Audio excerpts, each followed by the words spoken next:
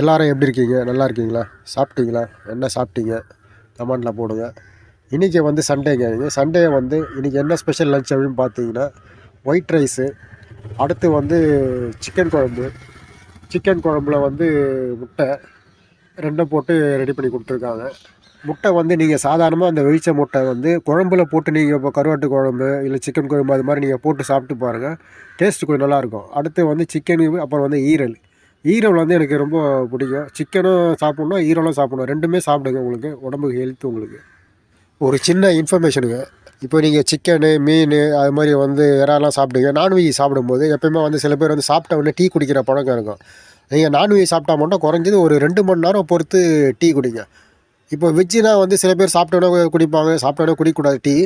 அதே மாதிரி ஒரு 1/2 ஹவர் பொறுத்து கூட வெஜ்ஜு எதாவது சாப்பாடு டிஃபன் எதாவது இல்லை லஞ்ச் எதாவது சாப்பிட்டா கூட டீ குடிக்கலாம். ஆனால் நான்வெஜ் மட்டும் குறைஞ்சது ஒரு 2 மணி நேரம் பொறுத்து டீ காஃபிலாம் குடிங்க, நல்லது.